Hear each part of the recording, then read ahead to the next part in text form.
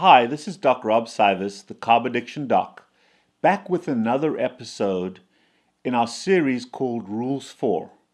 There's several that precede this, and today's one is Rules for Drinking and Hydration. So, this applies to any human being, but particularly for people that have weight, diabetes, or other metabolic issues. The rules for hydration are very simple.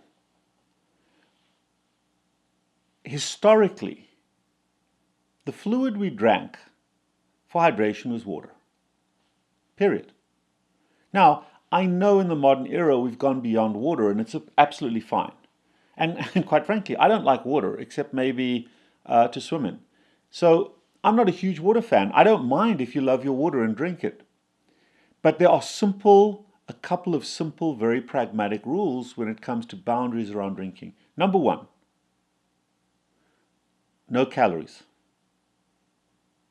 Do not drink your calories. I don't care what the form of those calories are. I don't care if it's a protein shake, if it's a high-fat shake, if it's if it's MCT oil. Why the hell are you drinking your calories? I have one exception to that rule. But other than that, don't drink your calories. So the close to zero the calories are in what you drink, the better. And if you're starting out with this, if you're starting out on a ketogenic journey, you're trying to transform your lifestyle to a ketogenic diet or ketogenic way of life. I hate the word diet.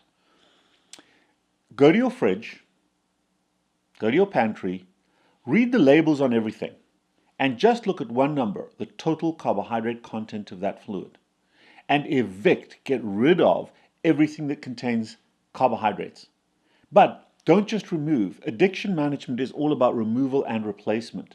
So replace those carbohydrate-containing drinks with at least 6 to 8 different things that you know you'll enjoy drinking from time to time. And I don't care how good or how bad the world out there tells you they are. God knows, they tell us orange juice is good for us, and that's absolute garbage.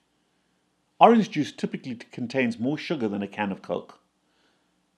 And for a fat person or a diabetic, that's the problem. So I don't care if they tell us something's healthy for us or not. Exclusively look at the total carbohydrate content and get rid of anything that contains carbohydrates. And this is one of the few times I use the word calories. Do not have calories in your drinks. Now, there are certain things that have a little bit of carbohydrate. For example, the old Pepsi 1 had 1 gram of carbohydrate. In fact, Gatorade Zero, it's a little bit of a lie. It's actually Gatorade 1. They have 1 gram of carbohydrate. So those are fine, but be aware of what that gram of carbohydrate looks like, and that gets added to your total of incidental carbohydrates. We never have a carbohydrate allowance. You're not allowed to eat or drink up to, but that's for another series. So drink fluids that do not contain calories or carbohydrates. The closer to zero you can be, the better. And drink when you're thirsty. Never, ever try to force yourself to drink. I have to drink 64 ounces. That's absolute garbage. This thing, the human body, has 200,000 years of experience, of genetics behind it to tell me exactly how much I need to drink. When I'm thirsty, I drink, and as soon as my thirst is quenched, I stop. And that is automatic. It happens at a subconscious level, and there should be no incentive to overdrink fluids that do not contain calories or carbohydrates. There's no incentive. I'm not getting high from it. It's not like it contains sugar or alcohol that gets me high. So the incentive is purely for hydration, for the nutritional value, not for the endorphin value. Drink for hydration, eat for nutrition. Okay, now a couple of little boundaries. Number one, I do drink coffee, and I will drink some heavy cream or whole milk, something high fat in my coffee. But don't go all keto, bullet, MCT oil. Don't turn your coffee into I'm going to be nice. I'm not going to say the F word. Don't turn your coffee into a meal. Drink coffee, eat your food. Get your fat from your butter that you put on your steak, not butter you put in your coffee. Okay? That's keto evangelism, and it's not a good idea. It's unsustainable, and it's not a good idea. I put a little bit of whole milk or cream into my coffee for taste, but I'm pretty comfortable drinking black coffee. Ideally, black coffee is best. But if you want to put a little bit of whole milk or cream, not cream and coffee, a dab is fine. One of these. That's for my kids. Be that as it may, rules for artificial sweeteners, they're fine. They're absolutely fine. Knock yourself out. Don't go and put a cup with 3 or 4 cups, like I've had patients do, of Splenda in their unsweet tea. Addicts will do that. But a little bit of Splenda, a little bit of Equal, a little bit of stevia in your drinks to sweeten them up if you choose to, absolutely fine. I drink Fresca. I'll have it. No, I'm not a Diet Coke guy. My wife drinks Diet Coke. I'm not a Crystal Light person. My wife does. Absolutely fine. Knock yourself out with that. Artificial sweeteners are, oh, but when they're toxic, they're going to cause cancer. Never met a person that died of cancer from an artificial sweetener. Never even met a rat that happened to. So those are all emotive arguments. We have no substantial evidence to support that, number one. Number two is, even if we did, are you going to tell the heroin addict not to use methadone or Suboxone because it's bad for them? If methadone helps the heroin addict come off methadone, if a nicotine patch helps the smoker to quit smoking, absolutely fine. Nobody would condemn that. So don't condemn me for drinking Diet Coke instead of Coke. If you only drank water your whole life, probably not a good idea to go and drink Fresca. If you've never smoked your whole life, not a good idea to start vaping. But if you're a smoker and you're using vaping as a step down, absolutely fine. If you're a fat person and you want to get rid of sugary drinks and you need something sweet, absolutely fine to use artificial sweeteners. They do not affect your blood sugar. Certainly not on the CGM that me and my patients wear, which is a continuous glucose monitor. Okay, that's drinking for hydration. But drinking in our carbohydrate addiction program takes on a completely different subset as well. Okay? This well-used cup, okay? My wife actually said, don't put that in your podcast, it's all beaten up. I'm proud of this. Why? Because it lives with me. Don't you get between me and my coffee. Okay? Why? What is this? I'm not drinking this. This is just coffee. Coffee with a little bit of cream. Okay?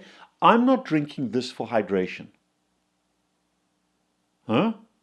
Yeah, I'm not drinking this for hydration. Let me explain.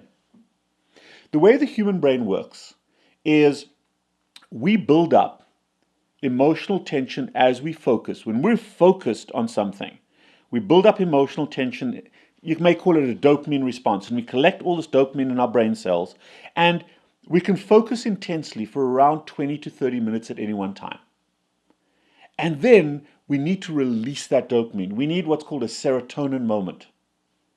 And the serotonin moment gives us that little break. I call it an MCM, kind of trademarked as part of the CarbAddictionDoc. I created that word, mind cleansing moment. And it can last from anywhere from 10 seconds to a minute or two. The smoker going outside for a cigarette, the fat person having a snack. So when we're fat and diabetic, we're typically, without even knowing it, putting stuff in our face to trigger the endorphin response, to trigger that serotonin action, to relax us so that we can refocus. And our day kind of looks like this. These series of focused moments, series of mind-cleansing moments. Well, as you're changing, as you're adapting your life away from being fat and diabetic to being healthy, we still have to respect that mind-cleansing moment. Because if you don't, your brain will stop focusing and it can't get back there, or you're going to go back to doing something you shouldn't be doing. So what I have my patients do is intentionally find something they can drink that contains no calories, that they can then substitute. When I was fat, it was Coke and M&Ms. Now, it's my coffee. Find something that doesn't contain calories, but that is a very powerful activator of that mind-cleansing moment. Something that gives you the endorphin rush. And my coffee has a little bit of caffeine in it, and it gives me that moment. It's not about drinking the coffee. It's the whole segue away from focus.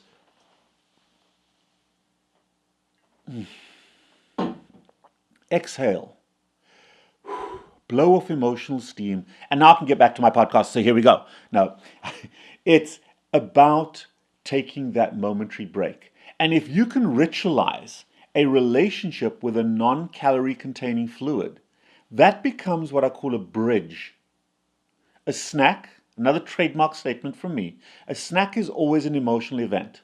A snack, by definition, is a substance or a drink that we consume that contains calories for our emotional needs, for that mind-cleansing moment. Instead of a cigarette, you chew gum. Instead of a snack, or a soft drink like a Coke, I have my coffee. That's a bridge. A bridge is something that bridges across that need for a mind-cleansing moment that doesn't do you caloric harm. And I don't drink coffee, but I sip on it throughout the day. 15, 20, 30 times a day, I'm sipping my coffee. And it's a whole ritual. It's a whole ritual of positive emotional relaxation, of dissipation of emotional tension. So I can break up my day with all these little breaks of emotional, and I become a more effective human being because of that, without the toxicity of a cigarette, of a carbohydrate-containing drink. So that is the secondary rule between hydration and drinking. Drink your bridges so that you don't consume snacks. But the other rule about drinking for fat and diabetic people, never drink your calories. And people are going to take exception with me about this. Never drink your calories. I don't care if it's a smoothie, if it's a bullet coffee, or if it's soup. Oh, my soup, I love my soup.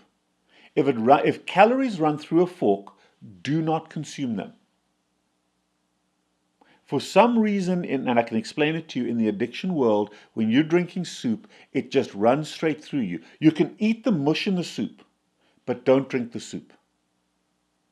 Don't drink the liquid. Again, it's part of how it goes through our intestine and how it gets absorbed. We're processing stuff when we liquefy it. And whether it's the liquid in a soup, whether it's a smoothie, it's the same thing. Whether it's a protein shake, I don't have a tree in my backyard that grows protein shakes. I can't go and pluck a smoothie from the earth and eat it. Do not drink your calories. If calories run through a fork, they're not okay to consume. If you can pick it up with a fork, it's okay. Then it's food.